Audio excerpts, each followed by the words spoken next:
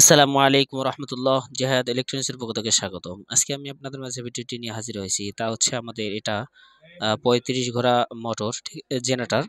এই জেনারেটর দিয়ে আমরা মোটর কিভাবে চালাবো বিস্তারিত ভিডিও থাকতেছে।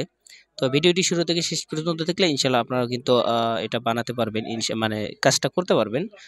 কিভাবে এই কাজটা করতে হয়, ঠিক আছে? মানে আপনার কত এম্পিয়ার বা কত ভোল্ট দিতে হয় এটা কিন্তু অবশ্যই দীক্ষণীয়। তো আমাদের এটা হচ্ছে ৩৫ ঘোড়া মেশিন, যেটা হাত দিয়ে স্টার্ট দিতে অনেক কষ্ট হয়ে যায়। সেজন্য আমরা কিন্তু এখানে একটা সেলফের ব্যবস্থা করেছি। তো এখানে আমি মোটর কিন্তু চালিয়ে দেখাবো, ঠিক আছে? এখন আপনাদেরকে ব্যাটারিটা চার্জ দেখাচ্ছি। আমাদের যে ডায়নামাটা আছে, ডায়নামাটার মনে হয় সমস্যা, কারণ এখানে যে এম্পিয়ার দেখাচ্ছে ১ এম্পিয়ারের নিচে হারে চার্জ হচ্ছে।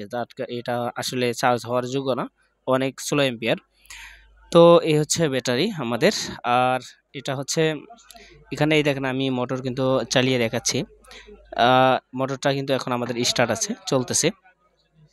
তো এখন আপনাদেরকে আমি নিউট্রালে অবশ্যই একটা কিন্তু নিউট্রাল মাটির থেকে অথবা কারেন্টের যে নিউট্রাল আছে এখান থেকে কিন্তু নিউট্রালটা কিন্তু দিতে হবে।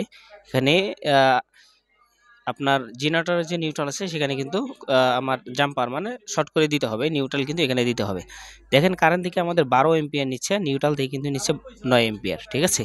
এখানে আমি মোটরের এখানে আপনাদেরকে আবার দেখাচ্ছি, কারণ মোটরের এখানে আরেকটা নিউট্রাল দেওয়া আছে, যার কারণে দুইটা আমরা দেখতেছি। এখানে কিন্তু ফেজে ১২ এম্পিয়ারে নিচ্ছে, কিন্তু নিউট্রালে নিচ্ছে দেখেন ১০, মানে ১০-এর উপরে, মানে ১ এম্পিয়ার একটু বেশি নিচ্ছে। তো এই হলো অবস্থা। তারপর আপনাদেরকে আমি রিডিংটা আটকে রাখছি। দেখেন আপনাদের এখানে আমি আবার জেনারেলে দেখাচ্ছি, দেখতে থাকুন। এই ৯ এম্পিয়ার, প্রায় ১০ এম্পিয়ারে ধরে, ঠিক আছে? এখন আমাদের এই নিউট্রালের সহ অবশ্যই কারেন্টে যে ফেজের নিউট্রাল আছে, ঠিক আছে, ওই নিউট্রালটা শর্ট করে দিবেন অথবা মাটির থেকে ভালো নিউট্রাল লাগিয়ে দিবেন, যাতে ভালো আপনার পাবেন। এটা কিন্তু ডায়োড, ঠিক আছে, ডায়োড লাগাতে হয়। আর হচ্ছে এখানে সেলফ চালিত আমাদের এটা মেশিনটা, কারণ মেশিনটা অনেক বড়, স্টার্ট দিতে অনেক কষ্ট হয়ে যায়। তো আপনাদের যাদের এই ভোল্ট মিটার, অবশ্যই কিন্তু ভোল্ট মিটার ব্যবহার করবেন, কারণ এখানে ভোল্ট মিটার ছাড়া আপনার মোটর কিন্তু চালা যাবে না। কারণ এখানে কত ভোল্ট আছে, এই আমাদের এটা যদিও ৩ ঘোড়া মোটর, ৩ ঘোড়া মোটর আমাদের একাধিক এখানে লাইন আছে, আমরা এখানে একাধিক সুইচে এখানে ব্রেকার ব্যবহার করেছি। তো আমি বলতেছি ভোল্ট মিটার কেন ব্যবহার করবেন? ভোল্ট মিটার এই জন্য ব্যবহার করতে হবে যাতে আপনার ভোল্ট দেখে আপনারা কিন্তু এই পাম্পটা চালাতে পারেন। কমপক্ষে ২৩০-৪০ ভোল্ট আসার পর অবশ্যই আপনার যে মোটরটা চালু করতে হবে। এর নিচে হলে কিন্তু আপনার সমস্যা হবে।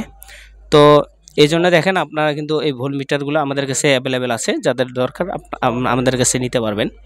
তো ভিডিওটি কেমন হলো এবং কতটুকু উপকারী অবশ্যই কমেন্টস করে জানাবেন। আর ভোল্ট মিটার লাগলে অবশ্যই আমাদেরকে নক করবেন, ইনশাল্লাহ। নাম্বার দেওয়া থাকবে কমেন্ট বক্সে, ওখান থেকে নিয়ে যোগাযোগ করতে পারবেন ইনশাল্লাহ, এবং উপরে নাম্বার দিয়ে দেবেন স্ক্রিনে, এখান থেকে নিয়ে আমার সাথে যোগাযোগ করতে পারবেন। ভিডিওটি কেমন হলো অবশ্যই কমেন্টস করে জানাবেন। আজকের ভিডিও পর্যন্ত দেখা